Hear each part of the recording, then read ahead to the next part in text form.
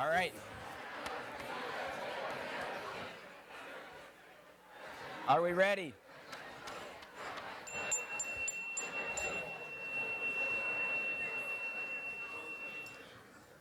Thank you, There we Jane. go. Good morning. Good morning. That's not bad. Maybe one more, though. Good morning. All right. So we're here for our fourth Positive Business Conference here at the Ross School of Business at the University of Michigan, and we are delighted to have you here. It's been, I think, quite a journey in putting this together. We've got an amazing program that we're going to tell you about, but we thought we'd kick it off by at least telling you who's standing up here in front of you. So I'm Ted London, and this is my amazing colleague, Jane Dutton. And Jane will tell you a little bit about herself. Hi, I'm Jane Dutton. I'm on the Management and Organizations faculty. Been here for 28 years, so I bleed maize and blue. I'm a Rosser at heart. I'm also one of the co-founders of the Center for Positive Organizations. And so it's a pleasure to be here. It's a pleasure to see some familiar faces and some new faces. Welcome. And here's Ted. Good. I'm Ted London. I thought I was here a while, but it's only been 12 years, so I can't compete with Jane. I do a lot of work around, and you'll hear me briefly later on, but I do a lot of work around the role of business in alleviating poverty, and I've been at that for more than 28 years, so maybe I got you beat by a little bit. And I'm really interested in sort of practical tools and frameworks to help businesses be more successful, particularly how do you scale your impact? So I do a lot of work. I'm not in positive organizational studies, but this is, again, is a positive business conference. So I think you're going to get a great mix of different folks and ideas. All right, so what I'm supposed to do now, and which I want to do, is introduce you guys, at least at some level. So first off, we've set a record. So this is our fourth year, and I think it's our fourth record. And we've got over 400 folks at the event coming in, mostly around, so it's great. And I think that highlights a couple of things. One is there's growing interest in this idea of positive business and how can it make a real impact on society, and not necessarily from a corporate social responsibility perspective, although that's not bad, that it actually is part of mainstream business and part of strategy. And I think it also highlights, and remember the source, but I think it really highlights Ross's leadership in this space, that we've got an amazing set of faculty, an amazing set of alumni and students that are really interested in this. And again, I think I'm biased, but I think it's the #1 university in the world for doing this. So I think you've come to the right place and are going to hear from some of the right people today. And for you guys, there are folks from Australia, Philippines, Puerto Rico. So maybe if you're not from the US, can you stand up and we can welcome you from the distance you've come? Yeah.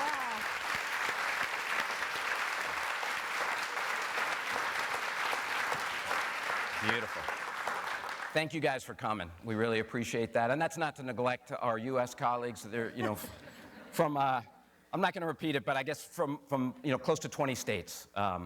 So welcome from all over the US too. We're glad you're here and spending some time in beautiful Ann Arbor. We've got people from a whole different set of industries: energy, financial services, nonprofit, healthcare, education, government, manufacturing, retail, technology, consulting. And what that means is it's a really diverse set of folks here. I mean, we're all interested in the broad topic, but I think there's going to be some great conversation. So one of the challenges in designing these conferences is to have enough time to do the things we want to do in front of you, but also give you enough time to get to know each other while you're here. So I think we've struck a good balance, but let us know in the end if we've missed on something. Around the big idea of the conference, and this really centers on what we're trying to do at Ross. And I think I don't know if it's quite our tagline, but it pretty much is. And we want to develop leaders who make a positive difference in the world, right? And that includes all of you. We think that's such an important aspect of what we're doing at Ross and the journey that we're having, that our students are having, that our alumni have had, and it's part of, I think, our legacy here at Ross. At our conference today, what we want you to do is, at the highest level, is we want you to walk away with new knowledge, skills, frameworks, and confidence to use the power of business to enhance your personal trajectory as well as that of your organization. So we want to not only inspire you, but we want to give you some tools and frameworks to go ahead and use as soon as you get back to wherever you're heading back to. We're going to do that in several ways. You're going to hear, from some business leaders on main stage, and what's really I think great is a good number of them are actually Ross alums. So although we can't take credit for what they've done in their careers, I think we can take a little credit maybe for getting them started. I don't know. You're also going to hear from some faculty, both main stage, and then we've got breakout sessions. So they'll be across the 2 days. They're about an hour and 40 minutes each, something like that. 15 faculty, 7 one day, 8 the next day. The biggest challenge for you guys will be picking amongst those, because you can only go to one each day, and it's a great set. So, I think that'll be a wonderful opportunity. And then, we've got folks that are very interested in positive organizational studies, and I know a number of you have deep connections there, and what a terrific group. And then we've got other folks that'll be talking more other aspects of positive business as well that we think you'll find particularly interesting. All right, and then the agenda. It's all in your conference brochure. But that's the broad sense. We're going to do some things, take a break at 11, then we'll go into our workshops, then we'll have lunch, come back here at 2, and then you can sort of follow the journey we're going to have.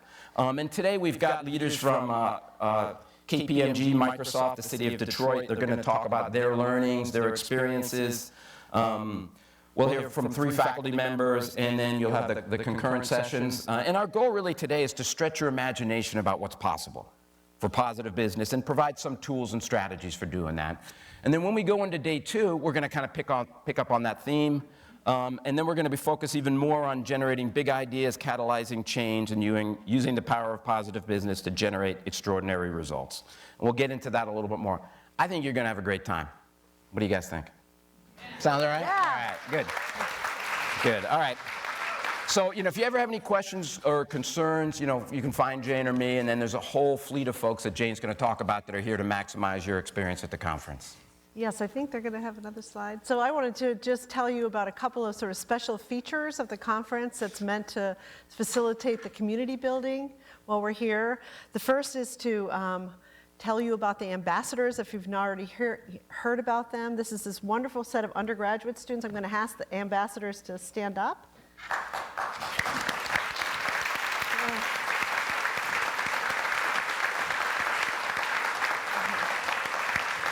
They are here to help you in all things conference and beyond. They are all members of a special program here at Ross for undergraduates called Magnify, where they're in sort of severe, wonderful training to be positive leaders of the future. And they've been in the classroom for the last 2 weeks, and today is sort of the day where it becomes real through the chance to interact with all of you. So, I welcome you and invite you to engage them in conversation. They already know a lot about positive organizations, right? And I'm sure they'd be happy to share some of their knowledge. The second thing I wanted to mention is the sugar cubes. You saw those when you came in. Those are where you got your name tags. Those are your opportunity to communicate with other people at the conference. And we do a lot of things in our program about strength spotting and the importance of not just asking questions of each other, but giving each other feedback, which helps people become more aware of the kinds of strengths that they have. So we invite you to use those sugar cubes. Let me tell you, when you leave and you have your sugar cube envelope sort of filled up with reactions and insights from others, it's a really valuable tool for building community and building connection between people. Also, I wanted to remind you that there is a bookstore right outside here. Nicola's Books has been kind enough to bring a number of books that sort of fit in this positive business space done by faculty or other people affiliated with Michigan. We invite you to cruise over there. They'll be really happy to see you. And then Rana Alexander, we're very excited to have her. This is a new addition this year, and she'll be scrolling and sort of capturing images of the main stage presentations, and she'll be doing this and then moving them so that by the end of the conference, we'll be surrounded in the Winter Garden with sort of lasting traces of what was shared on stage. I also wanted to mention in the social media space, we have hashtag #MGoPositive as our hashtag. We encourage you to use it. We have lots of people who are doing tweeting and other kinds of things from the conference, but we would love to have your input as well. And then before we start with our speakers, as is tradition, if you haven't been to one of these kinds of events before, research suggests that if we can build positive connectivity between you, that in fact we lift up your capacity to think and be resilient through the conference. So I'm going to ask you in just a second to turn to someone you don't know that's within your sort of physical location, and I'm going to give you just a minute and a half to build a high-quality connection with those people. And I don't want you to overthink it. I just want you to go do it. So here we go. Stand up, link up, and build a high-quality connection.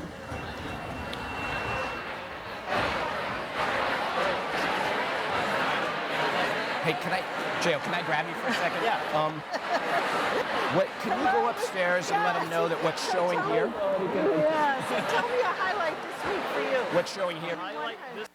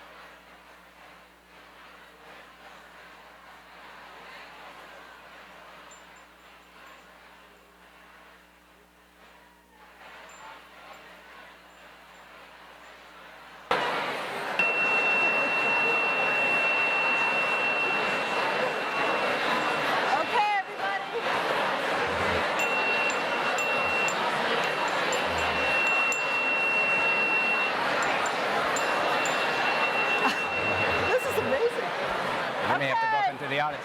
Hello. Hello. Woo!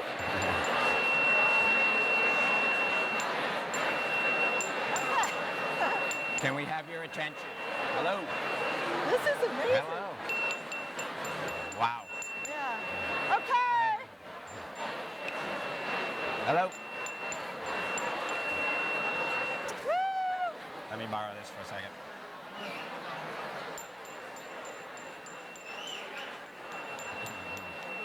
Like up to your microphone.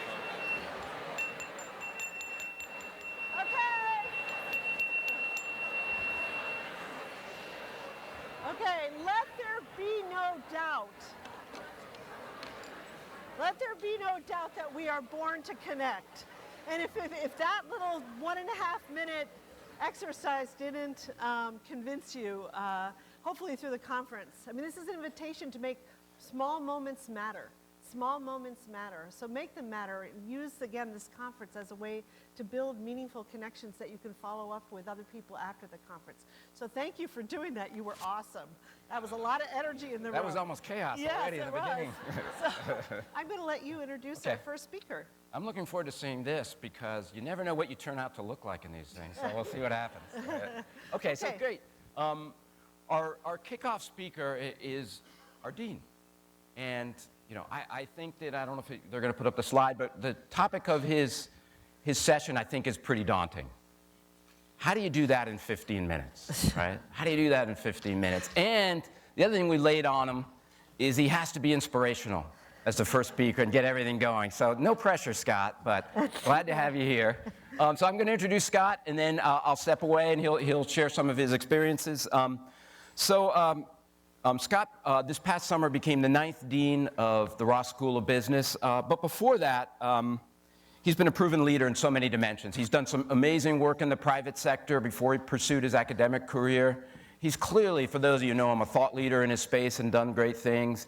He ran our executive education program and brought it back up to new heights. So he sort of proved himself every step of the way, and then we were lucky enough that he agreed to be our dean. So he's got a whole new task, and I think he's clearly up to it in the first year of kind of shaping what Ross will look like next year and the year after and the decade after that. And it feels like we're just off to a tremendous start. And I'm going to reveal 2 things about him that you might not know. One is he's an avid mountain climber, and he has summited Everest, which is pretty impressive. When I climb little hills, I'm happy. And we both have a connection that we're both North Carolina graduates. So you hear a lot about Go Blue, and we love Michigan. But there is another shade of blue that we think about sometimes, particularly during March Madness, right? So without further ado, Scott DeRue. Thank you, sir. Can you be positive? Yeah. Be positive.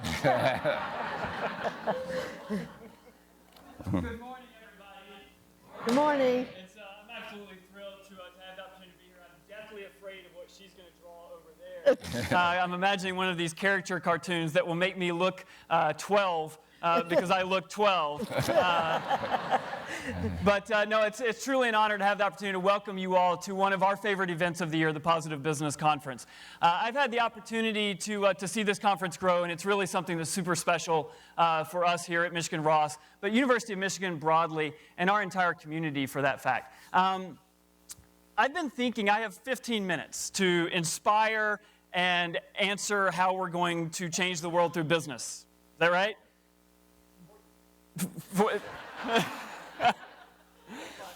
I've been thinking a lot about positive business, what we mean by positive business, now for a few years. And the word that comes to mind for me is impact. The impact that business can have on a variety of stakeholders that we care deeply about. So when I think about positive business, I think about impact. I think about the positive impact that business can have on stakeholders. Who are those stakeholders? Who are the stakeholders that business impacts? Okay, employees, customers, owners, shareholders, community, self, family. Okay? There's a wide range of stakeholders that business, the institution of, the businesses that we have the opportunity to work in, work with, those businesses impact a full range of stakeholders. Society at large is one that I often think about. Right? What's the impact of the institution of business in our society today? And as educators and as business leaders, as professionals, I think we not only have an enormous opportunity, I think we have an enormous obligation to lead, to make a positive difference through business, to create a better world through the power of business. I fundamentally believe, as I know many of you do, that business has the potential to be the most powerful force on the planet for positive change, whether it's economic, social, political policy. Business has the potential to have an enormous impact in our society broadly. And I think we have an opportunity and a responsibility, again, as educators and as professionals, to see that potential come to life. Okay? And let's think about the ways in which it could. What are some of the great, grand, global challenges of our generation? And if we're not careful, the generations that follow us. So let's think about a few of those. There's one that we're focused here at the University of Michigan, quite seriously now, which is poverty. Now, I am not an expert in all the factors that explain intergenerational poverty and things of that sort. But what I do know is that there are a wide range of factors, and at least two of them are education and employment. Can we agree on that? Okay. So as educators, we certainly have a role to play, but as business leaders, as business educators, as professionals, we have an opportunity to think about what are the future employment models that will help us actually move the needle on solving the intergenerational poverty that we know affects so many people. There's a professor here at the University of Michigan named Luke Schaefer, wrote a very famous book, Living on $2 a Day in the United States. If you haven't read it, I highly recommend it. It is eye-opening and breathtaking. The number of people in this country, not just emerging markets, the number of people in this country who live on $2 a day is staggering. Right? If business is not at the table for identifying and implementing solutions to something like intergenerational poverty, right, we will not move the needle. Okay? So poverty is certainly a space that we could focus on. Right? And we must. What about the environment? regardless of what side of the political aisle you are on, right? The science around what's happening to the environment, not only because of human factors, certainly contributing, right? But what is happening to the environment, that is our future. Our kids, our grandkids. What world are they going to live in? What's the planet going to look like? I know that SpaceX promises that all of us are going to be able to go to Mars. It's probably not going to happen in some sustainable way in our lifetime or the next, right? And if Bezos is able to do it, then congratulations to him, right? But we have right now one planet to live on. Business has to be at the table to figure out the solutions that are going to enable us to have a sustainable future. What does that look like?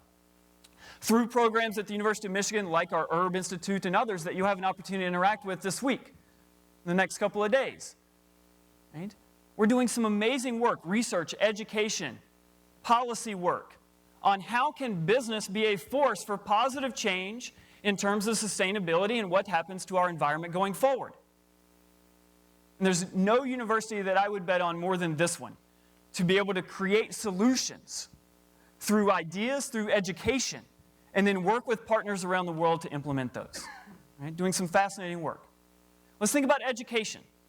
I'll be very brief on my soapbox. Okay?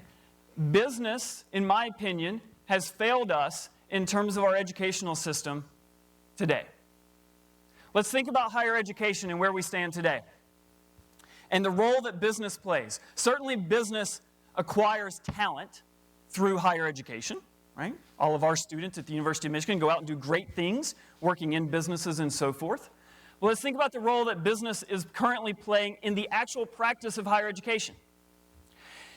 In the early part of the 21st century, so say that my data that I'm about to give you is from 04-05. You know that the federal government in the United States provides a lot of financial support, financial aid, to students to access higher education that they would not otherwise be able to access, right? Through loans and grants. Okay. In 2004-2005, the top 10 institutions that held the most federal loan, financial aid debt, right? Because it's debt that they then pay back, right? The top 10 institutions that held federal loan debt in this country, number one was the University of Phoenix, okay, at around $3 billion, roughly. Okay. The rest of the top 10 was a mix of very large public institutions. So in our own state, Michigan State, where Syed lives, okay, Michigan State was on that list, Ohio State, Arizona State, really large, the University of California system, very large public institutions that serve society in really powerful and what I would argue very effective ways. We're on that top 10 list. Okay? You know what that top 10 list consists of today? 100% of that top 10 list is for-profit businesses selling degrees. The University of Phoenix remains number one at $37 billion. Number two is around $9 billion, and then it trickles down. And every single one of them is a for-profit company, a business that is selling degrees. Now, the question that you have to answer is, what's the return on the investment that each of those customers or students is making? The scary part is in the United States, do you know what the only form of debt is that you can never be released from? Education debt. You can default on your home, you can default on your car, and that debt goes away as soon as you file bankruptcy. Education debt stays with you for life.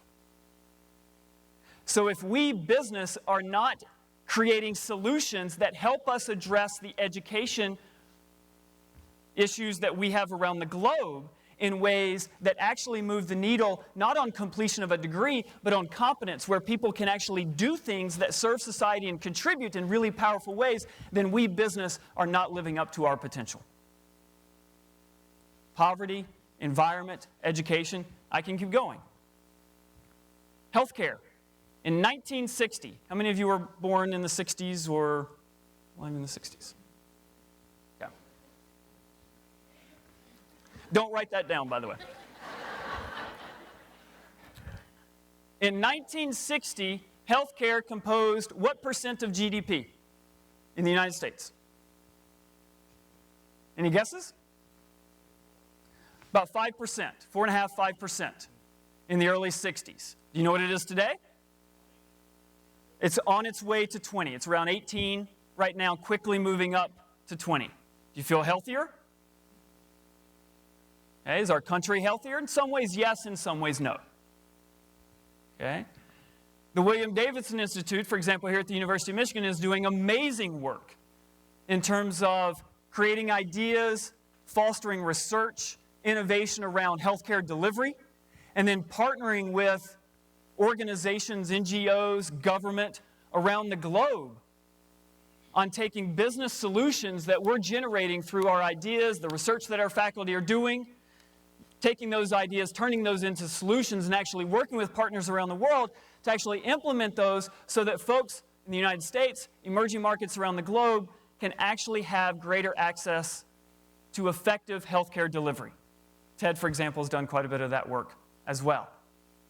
Right? There's no university that I would bet on to be able to figure out how we develop business solutions that might move the needle and help us make a positive impact in the healthcare space more than this university.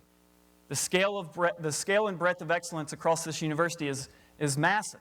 And in the healthcare space, with Michigan Medicine, School of Public Health, the Ross School of Business, and many others playing in this space, all committed to developing solutions. And business is not the only player that has to be at this table. Government and policy has to be at this table. And NGOs have to be at this table. But business, we as educators and as professionals have to be at that table and be thinking creatively and being innovative around what are the solutions that we can create that would move the needle on some of these big, grand, global challenges that affect our generation and certainly the ones that come after. And so again, I think we have not only an opportunity, but a responsibility and an obligation to step up as educators and as business professionals and come together, like what happens in this conference, to think about the role that business plays in society. And the Positive Business Conference is one way in which we do that. And I'm focusing right now on one stakeholder, which is broader society. All the other stakeholders that you mentioned, equally important. They all come together. And so this week, or these couple of days, you'll have an opportunity to dive deep on the impact that you as a leader can have on your employees, that you can have on your customers. I would add suppliers to that. We've got a couple of faculty in our technology and operations group who are doing fascinating work on sustainable supply chain systems and processes. What does that look like? What's sustainable sourcing look like? Right? These are all critically important issues where we have to come together and address them collectively. The power of this room, with the ideas, the experiences that you all bring to come together in really powerful ways to create these ideas and these solutions. And so it's forums like this, but once a year is necessary but insufficient. Right? The Positive Business Conference is a one-year event, is necessary but insufficient, which is why last week I announced a new initiative here at the Michigan Ross School of Business that we're for now calling Business Plus Impact, and the plus is very intentional. Right? We strive, we aspire to develop leaders who make a positive difference. Business, impact, making a positive difference in the world for all those stakeholders that we've identified. And our mission is to take the ideas that come from our research, translate those ideas into solutions for going after some of these big global challenges in the world. Is it daunting? Yes. Are we up to the challenge? I'm 100% confident we are. Take our ideas, translate those into solutions, and then partner. We're an educational institution. We're not great at implementing these solutions, right? We're necessary but insufficient. Ideas, solutions, partner with organizations around the world to implement and move the needle and make a positive difference in our world for society and all the stakeholders that we know are deeply important.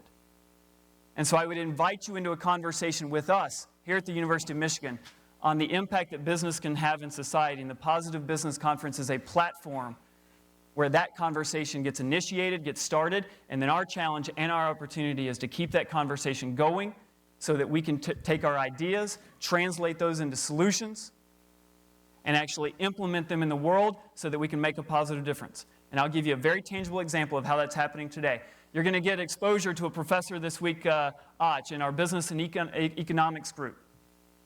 Last week we gave out our awards to faculty and staff, and he was given one of these awards, but he wasn't in attendance to accept the award. Och, are you here, by the way? He's not here either. All right. He is here today and tomorrow, okay? He's doing work with training interventions for employees. So now I'm going to stakeholder employees, okay? He's doing work on driving productivity among the workforce in ways that not only improves productivity and performance and output, but also well-being. Right? How do we get more from our employees, but also at the same time elevate their well-being? And he's doing that around the world, US, India, etc. The reason he missed the award ceremony last week is he was in one of these emerging markets that he's working with Gap, where a lot of us buy our clothes. Gap is taking the ideas that he has developed, working with him to create solutions, and they, not us, they, in our partnership, are implementing his ideas with 1 million women.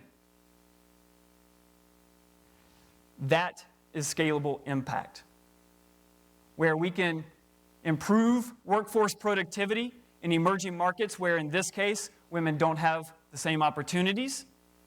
We can improve workforce productivity and output, at the same time improve well-being, and through partners like Gap and others, we actually implement and have a real positive impact in the world. Thank you for being here. On behalf of the school, it's our pleasure. Thank you very, very much, and go Blue. Thanks, man. That was fantastic. This is for you. Thanks, Scott. Yeah, thanks. Did he deliver? Are you Yeah. inspired? Yeah. All right. Thank you, Scott. It's funny, several things struck me when he was saying this. I'm going off the cards already. The heck.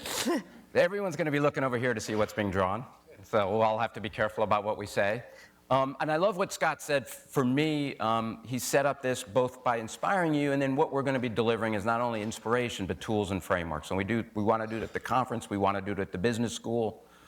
And certainly for me, something that I care so much about is scaling impact. And I just love those ideas. There are a lot of great things that we're going to do, but we have to do them at scale to really achieve our dreams. And the other nice thing he did is Och is going to be a panel this afternoon, so I know you guys will be early at 2 o'clock to hear Och with some of our other colleagues. All right, so now I think this is my biggest challenge. If I get through this, we're good to go. I have to introduce you to Poll Everywhere. All right, so I think most of you have gotten emails about this, and I'm going to be careful. So we've got, what we want you to do is if you haven't downloaded it on your phone or found it on your web browser, now would be a great time to do it, because what we want to do in this event is make it a little bit more interactive.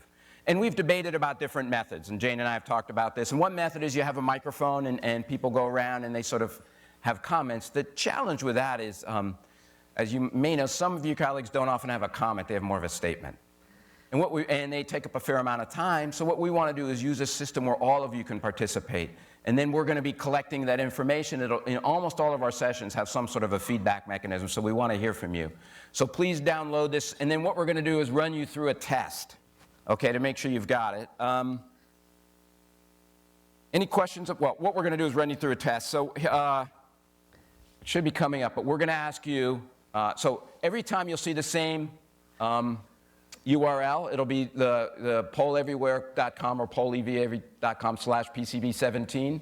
And everything's anonymous, by the way. So as a test, we want you to rate this. And what you need to do here is to grab the three, you need to grab these and drop the answers. And you can see it starting, it's going to happen real time, right? So what we want you to do, if you haven't done this, download the Poll Everywhere app or on your laptop. And then fill this out. And we have some ambassadors here. So if you're having a challenge with this at all, raise your hands. they'll come over and get you set up. And we want to do this once so everyone's familiar with it. We'll get you through it, and then we'll be using it regularly. I love it. Unicorn has taken the lead, Jane, as our favorite pet. Cat's last. I was kind of thinking rock might go high, but... So you can sort of see we want to make this dynamic, and you'll be seeing different kinds of polls. A lot about sort of an opportunity for you to feed your questions into the presenters as you're hearing them, or in our next presenter with these guys, we'll be actually using this rating system. So you want to get a hang on this. I don't know when this actually ends, so because that's what I'm done. Is everyone feeling good about this? Any questions? Please raise your hand, guys. If you see anyone that's struggling up there as well, There's a help them hand out. over here. Ambassador can go help. And the hand up here, please, Yep. Ambassador help. Yeah. It's all the young people going to help. It's great. All right. So I'm going to, while these guys are out helping, I think we're going to transition to our next speaker. Yeah, it's my privilege to introduce the next two speakers, and it could not be more appropriate than now to start off the conference with a focus on purpose. So the official title of this is The Power of Work's Higher Purpose in Driving Employee Engagement and Performance. And we've got sort of two of the best to welcome us into this theme. Bob Quinn will share the benefits of bringing purpose into the workplace and help us sort of contemplate why it's important. And Bruce Pfau will share how to create a culture that empowers employees to develop their own purpose. And it's my honor to introduce these two gentlemen. I'm going to start with Bob because he's going to kick it off and then move to Bruce. Bob Quinn is my amazing colleague who's known to ask the deep questions that call forth the highest possibilities as leaders in organizations. He's written over 19 books on change, and one of his most recent is called The Positive Organization: Breaking Free from Conventional Cultures, Constraints, and Beliefs. He's been absolutely on fire about the importance of purpose and why it's mission critical for organizations and individuals. And I can tell you both personally, but I think every student that's been impacted by his workshop on purpose has sort of witnessed firsthand the power of his message. Bruce Pfau, we're so lucky to have him here as well. He's a senior partner at Kpmg's strategy practice, who's been recognized as one of the country's most prominent chief human resource officers, and is personally connected with helping organizations become purpose-driven. And again, I've had the privilege of watching him bring rooms alive with the power of purpose and the difference that it's making in organizations. So please join me in welcoming these two gentlemen to start us off with our first main stage talk.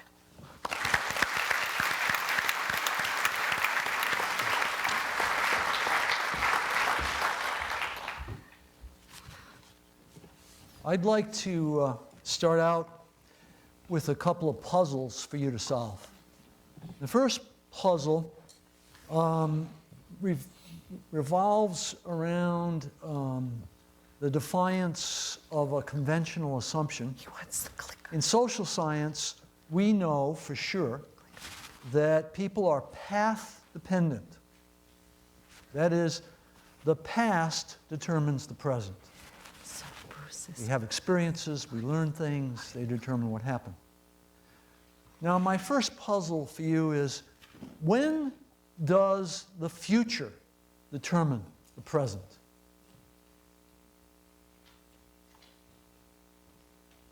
I'm looking for a genius. I know you're out there. When does the future determine the present? Yes. Right now. How's that? Okay, she says the future's unfolding at this very moment. The future determines the present when we have a purpose, when we have an intention, a goal. That absolutely changes how we function. Second puzzle, and by the way, the social scientists come to those conclusions because they're looking at the vast middle of experience, and most of us are reactive much of the time. But as people become purpose-driven, the whole thing shifts, right? And a lot of other things shift, and that takes me to the second puzzle. there's a woman who smokes. You explain to her that smoking brings cancer and she's going to die. She listens and continues to smoke. So you go out and you buy her a patch, you put it on her arm, she wears it for several weeks. At the end of those weeks, she's still smoking. So you send her to a therapy group. She comes out of the therapy group, she's still smoking. Now the puzzle is this. What 3 words can you say to this woman and she'll put down her cigarette? You have cancer. That's pretty close to the first one. You're going to die, so that's a pretty good shot, but wrong. Any other brave takers after that? Okay, there it is. You are pregnant. Now that sounds, a cute puzzle. It's actually profound. I want you to think about it for a second. Here's a woman who knows for sure she cannot stop smoking. It's not a question, it's a certainty. And then we say 3 words to her. You are pregnant. And she finds capacity, strength, she knew she didn't have, and immediately stops smoking. That is highly consistent with research.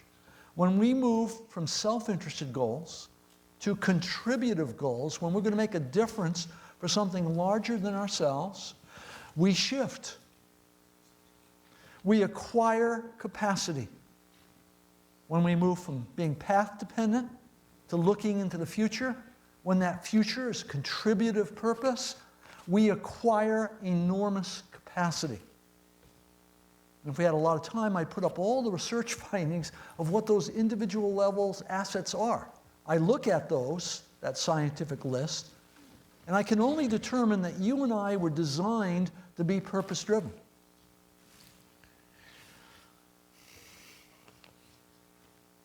With that in mind, a couple of years ago, with an economist colleague of mine, we did a study. And out of that study, we learned about organizations that when an organization has a higher purpose, employees are transformed into owners. That is, they go from external motivation, which is our common assumption, to a very uncommon assumption. They become internally directed. They have intrinsic motivation. They bring their discretionary energy to work, and all kinds of positive dynamics get set off in that process. Now, when we did that study, my economist friend was shocked at our findings. He said, this distorts economics. He said, we have to go out and we have to interview purpose-driven CEOs, purpose-driven companies. So I said, okay, let's go do it. We did it. And then, because I wasn't particularly shocked by that first finding, I was shocked by what we found next. A large subset of CEOs of purpose-driven companies, when they first became CEO, did not believe in purpose, people, or culture. They were highly trained in economics and related disciplines, the kinds we teach here. And that took them away from any belief in people, purpose, or culture. How did they build a purpose-driven company? Through personal crisis. In personal crisis, we are forced to ask questions we don't have to ask when we're sitting comfortably in an educational institution like this. We have to ask, who am I? Why am I on this planet? What matters? What is life about? And in the middle of a crisis, if we turn because we get clarification of value, clarification of purpose, and it instantaneously, like the woman with the cigarettes, empowers us to do different things because we see differently. Most people only get there through some crisis. Now I want to move to Bruce in a minute by telling you one story about one. Every interview we did, was exciting to us. I just want to share one little piece of one interview. There's one company where we interviewed the CEO. They were known as a high value-driven company. And the CEO told a story about a retreat that occurred 25 years ago. The facilitator for their retreat was Peter Drucker. Peter insisted on them answering the question, what is the purpose of our company? They gave the usual superficial answer. He refused to accept it. He started pushing them. After about 10 minutes, the CEO began to raise his eyebrow. Now, that's significant because in our world, we are geared to monitor threat. And when we're sitting in the room with the CEO, we watch the eyebrow. And the moment it goes up, we all react. And they all did. And they were ready to go on. Except the one man who should have most reacted, Peter Drucker. He refused to react. He refused to let them go on. Most consultants would be terrified to do that. He forced them to spend the entire day on the question, what is the purpose of our company? And now, 25 years later, as this man looks back at these incredible things that were accomplished, they all go back to that moment. Why does the story matter? The story matters enormously because of this fact. Most CEOs, executives, managers, supervisors, and others don't believe in purpose, people, or culture. They do not want to do purpose work because it's irrelevant. Now, that's of enormous importance to you because for you it's a golden opportunity. If you can learn to do purpose work without a crisis, if you can learn to do purpose work in whatever your job is, you become a leader. Holding a position does not make someone a leader. I know CEOs who are not leaders, in my opinion. That a position doesn't make you a leader. Being able to align your people with the future that wants to emerge, the highest possible future for everyone, imbues an organization with moral power, imbues people with energy, makes the impossible possible. Because an organization like the Smoking Woman is full of invisible resources that go untapped by most people most of the time. Now, all of that brings me to Bruce. Of all the people we interviewed, to me, Bruce was probably the most important.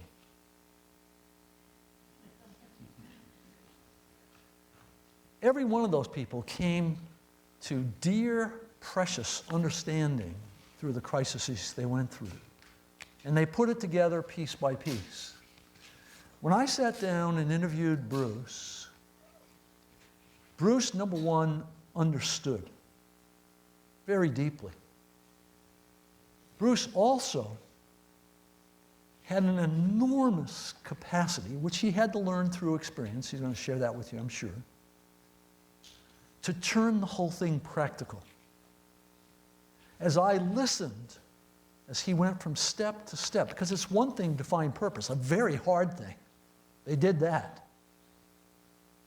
It's quite another to get every employee in your company to buy into that purpose. That's enormously difficult, and most people can't even think about it. Bruce not only thought about it, but he and his colleagues came up with a way to do it that was stunning. So all of that goes to say, you have an opportunity in the next 30 minutes to listen to a man who knows what he's talking about in a very grounded way. If you can take notes, I think you'll want to take notes, and then go from the specific to the general, from his specific industry, his specific experience to yours, if you can make the translation, you will be filled with insights on how to do purpose work. and it makes you very, very unique. With that, I give you Bruce.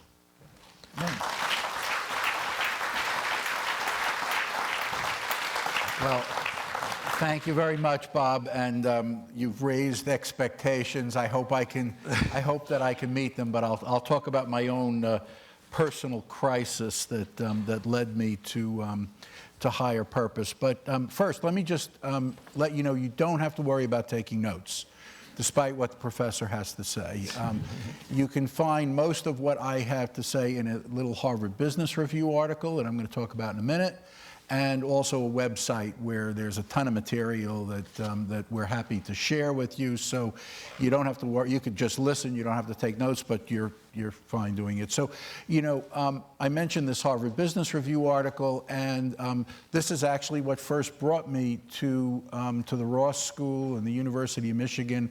I had drafted a Harvard Business Review article, and I had written a variety of things before, but had never been published in Harvard Business Review. And, I wanted to be there. It was sort of would make me feel proud to be published in such a prestigious journal.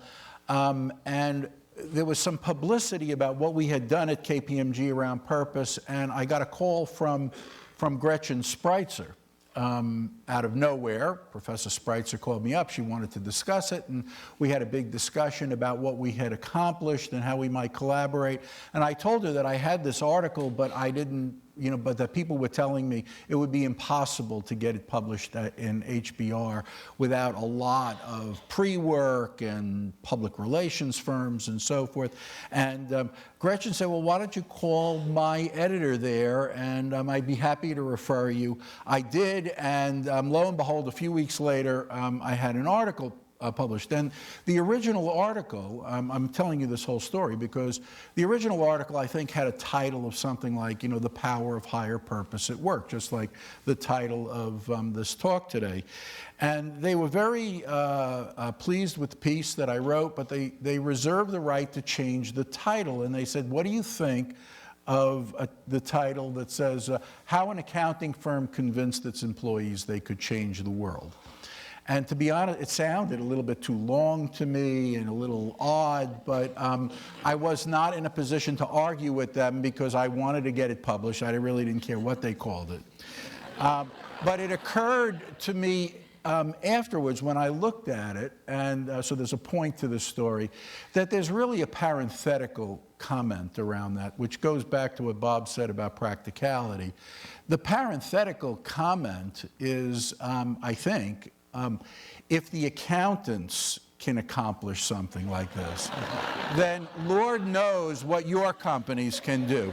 And I think that that's actually very true. And so I hope you'll listen with an eye and an ear towards how you might be able to apply some of these principles in your own company. So with that, let me start with the apocryphal story that many of you may have heard before, but some of you may be too young to have heard about it. And it's the story of President John F. Kennedy and his trip to what was then Cape Canaveral in the early 60s. He had just challenged the country to put a man on the moon by the end of the decade, and he was down there on a little good and welfare tour, and he's, shaking hands with everybody, asking them what they do, all the scientists and the engineers, the astronauts, and so forth. And he sees a fellow down the hall with a broom that's sweeping the floors, and goes up and introduces himself to that employee and says, I'm President Kennedy, as if the guy didn't know, and and asks him, what do you do here? And the fellow with the broom turned to him and said, why, Mr. President, I'm helping to put a man on the moon. Didn't say he was a janitor, didn't tell him what part of the place that he was charged with maintaining. And the president was a little surprised, but But, here was a fellow that had reframed and elevated and aligned the purpose of his work to the mission and the purpose of the organization. And now, had he said, why, Mr. President, I'm the janitor, I'm the maintenance man here, can't you see? Would we have been able to have put a man on the moon by the late 60s? We'll never know the answer to that question, but I guess I would ask all of you, what would you rather have? This is an easy one to answer. You don't need a poll. Would you rather have a workforce filled with people who had their sights set on reaching the moon and the stars, or would you rather have a workforce that saw themselves as sweeping floors? I think that the answer to that is pretty obvious, and it speaks to something else that Bob was talking about, the discretionary effort and the engagement and the loyalty that results from having a sense of purpose in one's work. And I think that what many of you will find, if you haven't discovered it yet, is that this is a real fallow asset in organizations where people really want to be able to express this point of view and to see their work from a higher perspective. And often we don't really, it's not that we necessarily discourage it, but we don't necessarily provide a platform for doing that. So, what we've found is that by elevating and reframing people's meaning and purpose at work, by giving them an opportunity to do that, by appealing not just to their heads, which we're all very good at doing, we're all good business people, and providing commercial and sort of cerebral arguments about why we're at work, financial arguments and so forth, but by appealing not just to their heads, but to their hearts and their spirits as well. And by seeking to inspire people and not just lead them or manage them, extraordinary results can be achieved. And over the last several years, last 2.5 years, we've tried to do those things at Kpmg, and we have seen really enormously positive things happen. Our employee engagement, as measured by the surveys that we do every year, has risen to historic highs. Our turnover, which is very important to us, our retention and conversely our turnover has plummeted to historic lows. When we began this effort in 2014, we were number 80 on the Fortune Great Places to Work list, which is, we were pretty good already. We were doing pretty well. But a year into this effort, we rose to number 63. 2 years later, actually about a year and a half later, we rose to number 43. And this year, which was just a couple of months ago, they released the findings, I guess in the beginning of March, we vaulted to number 12 on the Fortune list. So 68 ranks. I'll talk a little bit more about the numerical findings later. In about 2 years, Fortune people told us that it was sort of an unprecedented acceleration of our rank. When we began, importantly, I'll come back and talk about this later, but when we began, we were last in rankings among our big four competitors. We're obsessed, as I'll talk about later, about how we stand relative to PwC and Deloitte and E&Y and a variety of other professional services firms. We've now been, since we've instituted these efforts, number one among the big four, 3 years in a row. We've also had 3 years in a row of double-digit and profession-setting growth. So, whether that's a coincidence, a cause, or an effect, we'll never know. But things have been going pretty well relative to these things. Now, as I mentioned before, we were already doing pretty well. Let me just give you a little bit of a background on Kpmg I forgot to show you my number one slide, sorry. Talk a little bit about what's going on at Kpmg. We have actually now about 32,000 people in the U.S. We're about $8 billion in revenue. We're in the audit, tax, and advisory business, which is important. Come back to that in a minute. And we recruit about 9,000 people a year, and we have a big recruiting operation here at the University of Michigan. By the way, Kpmg's colors are blue also. We talk about people bleeding blue at Kpmg.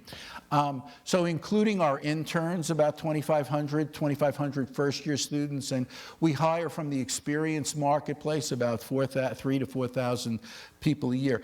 Importantly, everyone says this, but in professional services, it's definitely true. And in the Big Four accounting world, it is enormously true that our people are most important and maybe really our only asset. If you think about, I think, is this a, yes, 2/3 of our business, audit and tax, there are no secret formulas, no proprietary databases. In fact, I mean, we're required to do things almost exactly the same way as our competitors. We have no differentiating features. We have to follow generally accepted accounting principles. We have to apply the tax regulations. In our advisory businesses, a little bit more room to move and shake, a few more proprietary methodologies and databases, but really, if not for those 32,000 people, their discretionary energy and effort, their focus on quality, their wish to satisfy our clients and to do the best work possible, we're really nothing. And so we're, as I mentioned, a real recruiting machine on campus.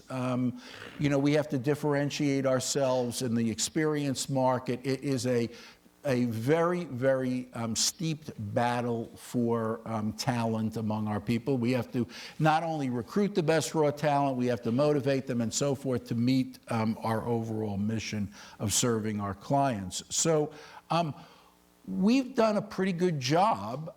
We had been doing, I was the vice chair of Human Resources and Communications from 2004 until just about 8 months ago, when I became my new role as evangelist for all of this. I run around the country giving talks on this topic.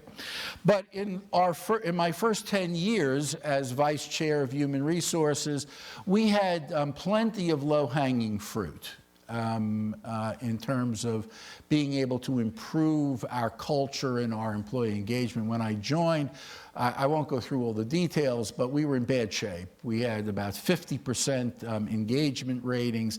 Half the people thought Kpmg was a terrible place to work. Our turnover was running at about 28%, which is unsustainable in a professional services organization.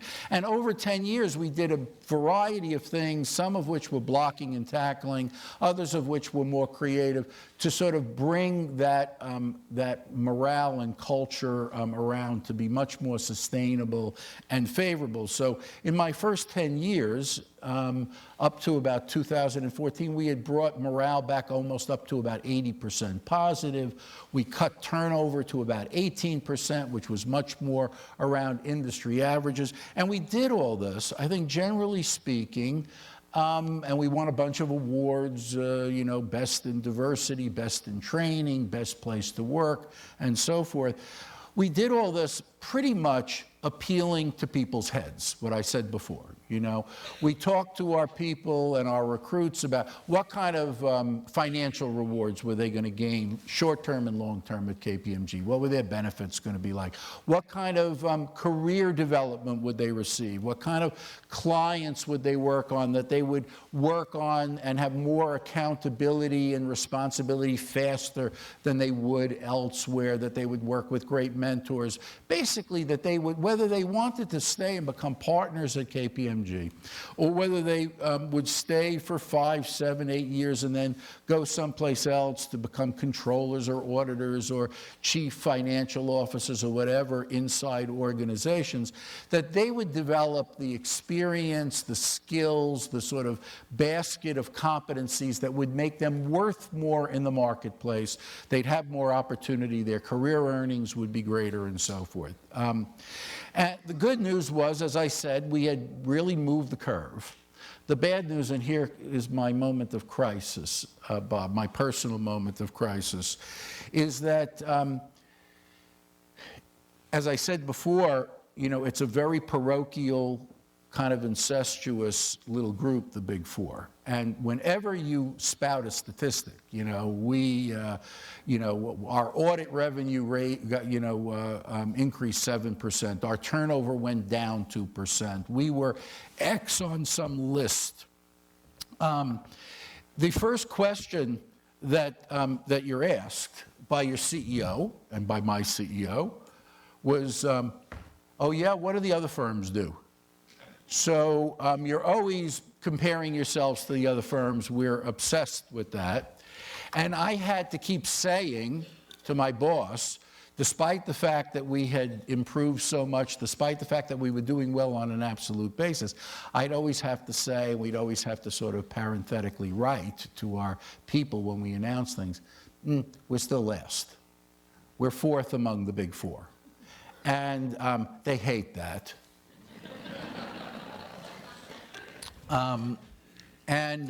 So there was sort of growing pressure on me to improve that situation. And unfortunately, although I pride myself on being reasonably creative, I was running out of ideas.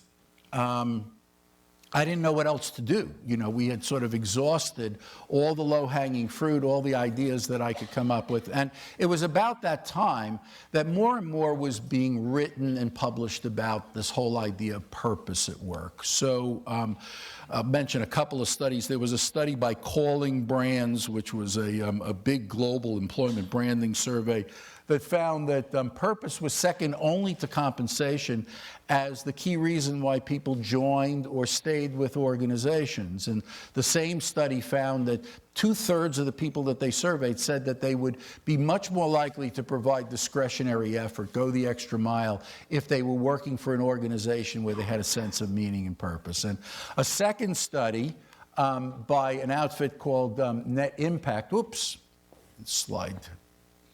by Net Impact, found that half the people they surveyed would take a 15% pay cut to work for a firm where they had a greater sense of meaning and purpose in their work, that there was some sort of economic value to it.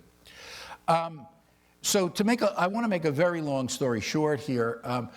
We decided that we were going to try to, we found in our own studies, when we looked at our own employee surveys, that every year when we did a multiple regression analysis, that a specific question would come up and say, that said, my job, it was an agree-disagree question, my job has special meaning, it's not just a job.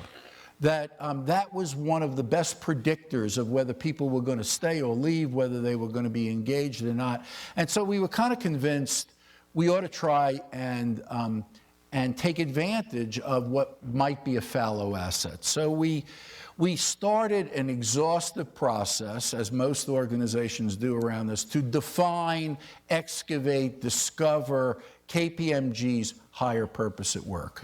And when I say exhaustive, only those of you who have worked with Big Four accountants can truly appreciate how exhaustive can be. You know, we felt we needed to start at the, sort of the Garden of Eden, the story of Adam and Eve, to, to come to this explanation. We had all kinds of Venn diagrams of the difference between a purpose and a vision.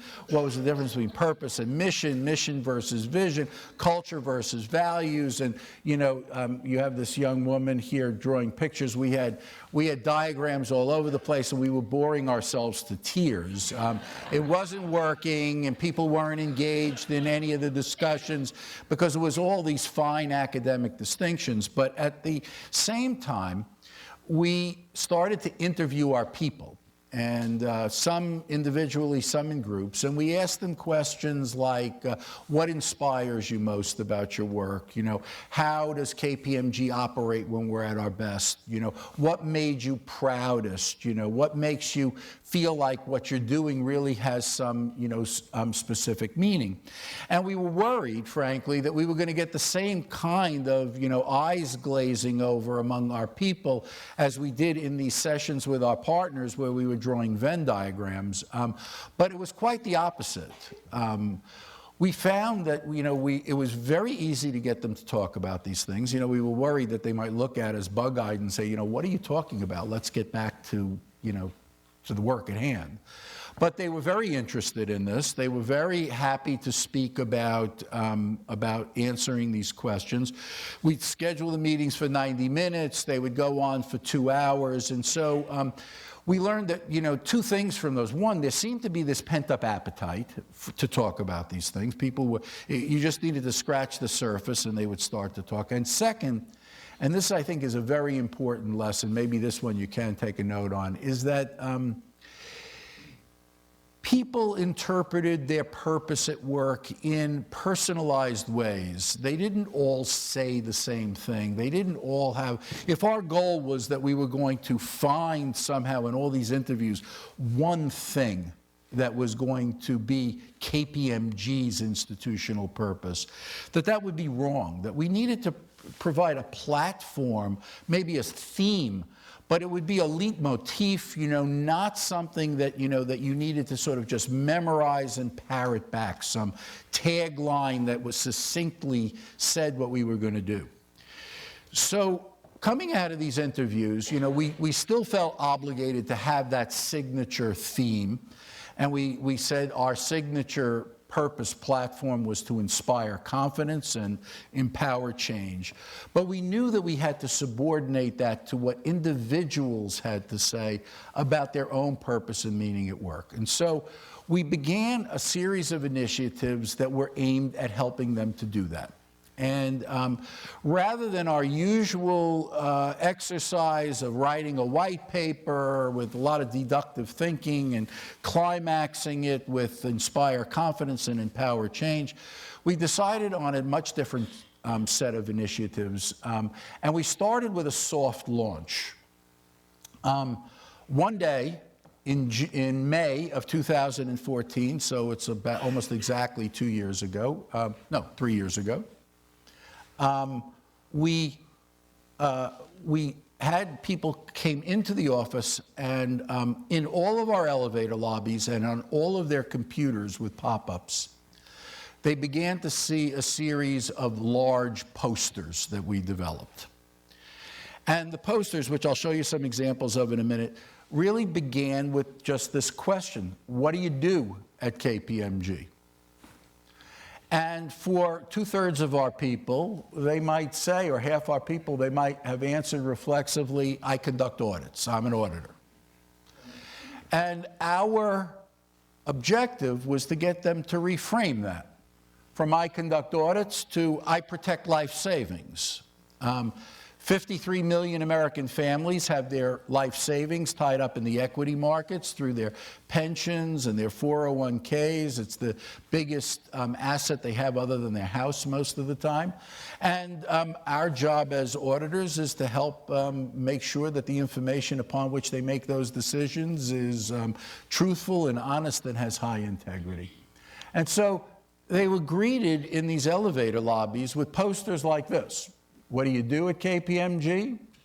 You know, I protect life savings, a little blurb about the 53 million American families. We told them at KPMG, you're here for a purpose, and importantly, subordinated the signature theme to the bottom, not the headline. And there were other posters, one that said, what do you do? I dig deeper. Are you doing a forensic accounting project, or are you helping to make sure that conflict minerals don't come to market and that child labor is not abused? What do you do? We launch space stations. Are you doing a public-private partnership due diligence project, or are you helping to commercialize elements of the U.S. space station, allowing it to flourish and stay afloat? So these things appeared all over our firm. We had no explanation, no announcement. Each one stood on its own. There were about 8 of them. You couldn't escape them. They were big and bold and everywhere. But we did tease people about a firm-wide video event that was going to help to put all of this in perspective. And we started that with the same question: what do you do at KPMG? And we answered with boldly, I think, by saying that we shape history, and went through a series of historical events that KPMG was very much involved with. Our senior partner was tapped by FDR to run the Lend-Lease Act at the beginning of World War II, helping to keep the Brits afloat and ultimately defeat the Axis powers. We helped to reconcile the conflicting financial claims in the negotiation to release the U.S. hostages in Iran in the late 70s and early 80s. We certified the first democratic election in South Africa, bringing Nelson Mandela to power. We monitored and inventoried the entire cleanup at Ground Zero at the World Trade Center after the attacks of 9/11, helping a nation to heal. We showed people this. And people describe later that they got goosebumps, a lump in their throat, again, trying to appeal not just to their heads, but to their hearts as well. Did not know most of this information, even our most senior partners. And after this little video comes on, our CEO appears on screen and says, everybody at KPMG has got a story to tell. You've seen these historic events. You've seen these posters around the firm. We're challenging our workforce, all of you, to tell us your story of purpose and meaning at work. How have you impacted your clients, your community, the world at large? Everyone here, it makes a difference. We want you to tell us your story, and we're challenging our 30,000 person workforce to tell us 10,000 stories of higher purpose by creating posters like the ones you've seen around the firm. We've created an app to make it easy for them to do that, kind of like the do-it-yourself Christmas card apps that you've seen, or a PowerPoint, where you kind of fill in the blanks, but you have to dream up the headline and the story and so forth. And we gave them an incentive and said, if we can get 10,000 stories between now it's the middle of June, and Thanksgiving, we'll close the firm down for 2 extra days at the holiday period. We'll have a 2-week shutdown. That's your incentive. We crossed our fingers and hoped that they would all do it. But we didn't know. So we wanted them to create posters like these, where they were able to do the same thing that we had done with a commercial advertising firm. They fill in their own headline, their own little story, uploaded their own selfie, just like we had. And we went away over July 4th weekend, crossed our fingers that we were going to get off to a good start. And when we came back from July 4th weekend, so this was about 3-4 weeks later, we already had 10,000 stories. And, this was good news and bad news, because I had planned this thing out to last till Thanksgiving. So I didn't know exactly what was going to happen. But we, and our cynical partners, our professional skeptics, our partners are professional skeptics. They pride themselves. They said, well, of course you got the 10,000 stories. You gave them the incentive. Our people are compliant and they're not stupid. They want time off. So that's why you got 10,000 stories. And that would have been a good explanation, except for the fact that by Thanksgiving, we had 42,000 stories. People submitting these posters as teams or as individuals, offices having their own little competitions, partners being dragged by their people to, help create posters about what they were doing. And so we were you know, we knew we had struck a chord here, right? We had somehow, scratched the surface of this pent-up appetite. And so we thought, okay, well, I had to figure out other things to do for the time between July and Thanksgiving. And we said, KPMG, about a third of our people we knew were first generation to go to college and to start off on the rise in their socioeconomic welfare. And we said, KPMG, one of our institutional purposes is that we're a platform for the American dream. And we saw the power of storytelling, so we decided, well, let's make a little video about our American dreamers. We created a 7-minute video. I'm going to show you 60 seconds now, because I want you to see the power of appealing to the heart and not just to the head, and the power of storytelling. So let me show this quickly, and then I'll come back and tell you about some more results. I was adopted by my parents when I was 2 months old. This is the house that I grew up in. My dad is a mechanic, my mom was a nurse's aide, and my sister Sarah has Down syndrome. My dad was a subterranean engineer. This guy runs our New York office. My father spent 40 years working for the New York City Sanitation Department. My dad worked in a steel mill. It was a very dangerous job that he had. One day, I asked him to take me into the mill. He took me inside and told me, I never want to see you in here again. Every day out on the job site, my dad would yell, "Hey son, you going to college or you want to do this for the rest of your life?" "I'm going to college, Dad."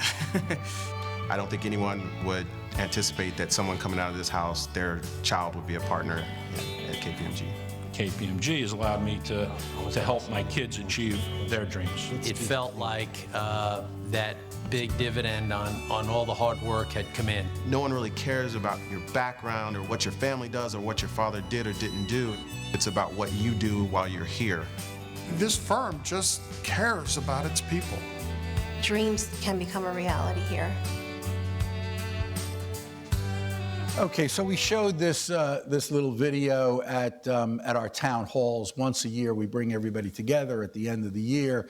30,000, butts and seats. The only time that we do that, and people were weeping at this. A lot, they saw about 50 or 60 of their colleagues that were in the film, and but you ask, well, besides a lot of soggy Kleenex in auditoriums like this, and besides 42,000 stories, what did we actually achieve? So let me share with you a couple of statistics. So first, our hard-boiled partners who don't exactly lean into people programs, I can tell you that from experience, 90% of them said that this set of initiatives really helped to improve pride and retention and discretionary effort. When we began, our Fortune survey results were at 85% positive, when they do their whole survey of our people. Now, they're 91% positive. And those of you who do this kind of work know you start hitting kind of a ceiling after a while of, there's always going to be some people who are not going to dig your environment. Very importantly, when we began, that question that I mentioned, my work has special meaning, 72% said that their work had special meaning. It was not just a job. Now, 82% of our people say that. I think most importantly, we looked at two groups of employees. One represented in the white bars that said that their leaders talked to them about the purpose and meaning of their work, and another group that said their leaders didn't talk about purpose and meaning and impact of their work on the world at large and their clients and communities. When we compared those two groups on engagement, 94 versus 66% positive. When we looked at pride, very similar results. Importantly, when we looked at discretionary effort, we asked them a question: are you willing to work to continuously improve your performance and go the extra mile for KPMG and its clients? 91% versus 57% in the group whose leaders talked about purpose versus those that don't. We followed them longitudinally that first year. And the group whose leaders talked about higher purpose had half the turnover of the groups that didn't. Why did it work? Why did it work? One, pent-up appetite. Okay, I think that there's an amazing opportunity because people want to talk about this stuff. Two, emotional messaging, not just messaging to the head. Three, I didn't talk much about this, but the lateral communication among people, the fact that they saw their peers, you know, we had a gallery for the stories, and you could like them and sort them and see what your friends did. And so it wasn't just downward communication from leadership, it was peer-to-peer communication. It also gave us an enormous, I mean, we didn't have to use our creative firm. We had crowdsourced material. We had posters up the wazoo, you know, of good creative to show people. And then, as I just mentioned, leadership involvement, okay? The difference between leaders that talk about it and don't. So we spent a lot of time training our leaders to talk about higher purpose at work. And because they weren't that good at it. I know this is going to come as a shock to you, but the accountants were not that good at opening up and talking about higher purpose just naturally. So we trained them in how to do it and kind of inoculated them, and they got practice at it. And one of the people that we trained was a woman named Kelly Watson. She was on our board, and she was charged with going out to a group of 1,800 interns. You know, our interns come in right around, well, soon, like in June, they come in, we bring them all down to Orlando, and we bring them down to train them and to pump them up. You know, welcome to KPMG, here's the culture you're buying into, here's what we're all about, and so forth. And Kelly got the job. She had to go down, and she was the leader that was going to be there to pump up the interns. And she wanted to tell a story about purpose, and I worked with her, and we trained her and so forth, and she told this impassioned story about her father and how her father would never allow her to rest on her laurels, always fight through obstacles, never feel sorry for herself. And she felt that now her purpose was to instill that sense of perseverance and quality to all the people that she managed and came into contact with. And she ended her speech with the story of the three bricklayers. And some of you may have heard it. I won't go through the whole thing, but the St. Paul's Cathedral burns down in London in 1666, and they're rebuilding it. And the architect and foreman are walking around the rebuilding site, and they spy these three bricklayers. They come up to the first bricklayer and say, you know, what are you working on? You know, what do you do at work? What are you doing at Cape Canaveral? And the guy looks at them and says, well, you can see what I'm doing. I'm laying bricks. You know, it's pretty straightforward. I'm sweeping floors. I'm laying bricks. Go up to the second guy and ask him, what are you working on? And he says, you can see what I'm doing. I'm rebuilding the west wall. They go up to the third bricklayer, and he seems to be twice as productive as the others. Part of the building that he's rebuilding has twice the number of bricks. It's higher quality. They go up to him and they say, well, you know, what are you working on? And he says, why, sir, I'm building a cathedral to the Almighty. And Kelly turns to the audience, just like I'm turning to you, and says, you see, it all depends on your perspective. Do you choose to see yourself as a bricklayer, or do you choose to see yourself as a cathedral builder? All depends on your perspective. I choose to see myself as a cathedral builder. She drops the mic. She walks off stage. There's a gaggle of these enthusiastic interns coming up to her screaming, I want to be a cathedral builder. I want to be a cathedral builder. And she said the next day she received, 100 emails just with a subject line, I want to be a cathedral builder.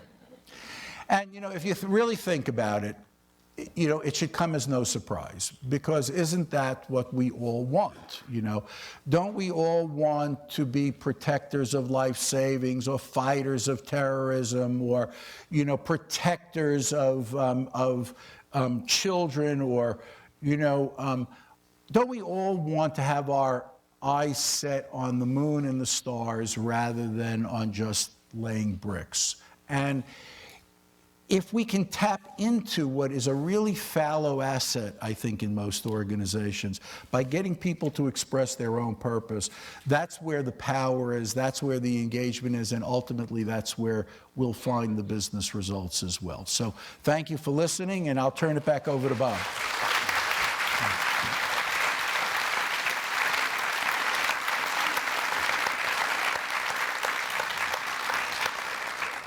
We only have 3 minutes, according to Jen over there. So I think we're going to skip the ranking of the questions, because I think there's something really important I want you to understand. I want you to comment on it after I say this, and that is... I hope I'll be able to answer, Bob. I think what you just saw is a brilliant display of purpose work, because it's not just the high-level stuff, it's solving incredible problems and bringing off a transformation, like the posters, for example. The natural reaction is, hey, this stuff reduces turnover, it does these other things. What techniques do we need in our company to pull this off? So let's go talk to Bruce about the posters. And he laughs as I say that. Because in most companies, if you go do this, you're going to do positive harm in your company. Your people are going to be more cynical at the end than they were at the beginning. Because if it's not authentic, everybody knows in 2 seconds. And you didn't say much about this, right? But I interviewed his 2 bosses. And as they sat there talking to me, they would pause, look out the window, and they were having insights in real time about the things they did, like this. Whenever we work with a company and they take this seriously, one of the things I observe is people start becoming intimate. Leaders become intimate. They start talking about their dying parents. They begin, we see this in a number of places. Can you comment on this? Well, I will say that, people come up to me sometimes and say, my CEO doesn't believe in any of this people stuff, how can I convince him? And to be honest with you, if it's that bad that they don't believe that their people and the engagement of their people have anything to do with their business results, I really have not found the secret formula to turn somebody that is, obtuse to those things around and to be a champion. So I had the good fortune of having CEOs that were convinced of the fact that we needed the engagement and discretionary effort and loyalty of our people to prevail in the marketplace. It was a business necessity, but they really believed it in their hearts. It was not something that I needed to convince them of after sort of our first, 10 years of journey together. So they embraced this. Now, that's not to say, and that was a huge help. That's not to say that all of our partners, and we have like 2,500 partners, and not all of them immediately, were engaged in this. We had maybe 30% were, and maybe 10% thought that I was crazy, and then the rest were kind of, they had their day jobs, they weren't interested at all.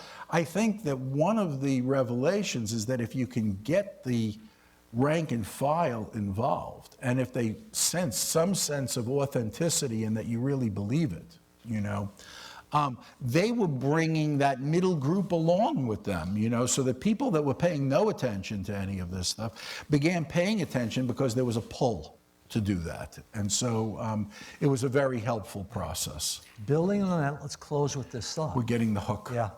You may have that CEO who can't be redeemed. You've written him off or her off. I'd ask you this question. What can you do to do purpose work in the unit for which you are responsible? How can you be the CEO to your people and take advantage of the principles illustrated by Bruce's practices? I think therein is great, great possibility. So with that, Thank you very much.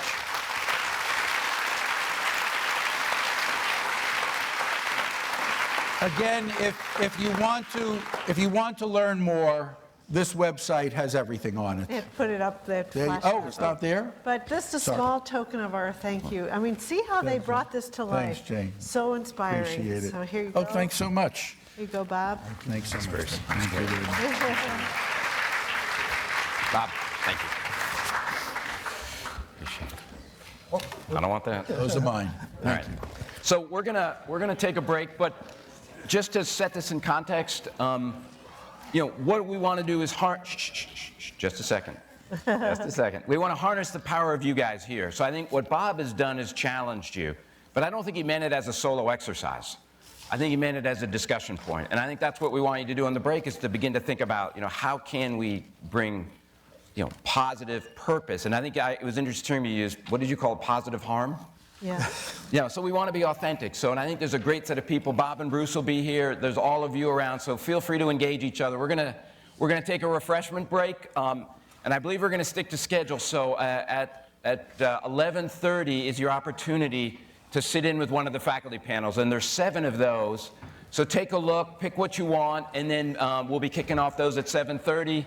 Those will end. We'll go to lunch, and then we'll be back here at 2 o'clock. So thank you guys again, and enjoy your break. Sorry, I didn't abide by your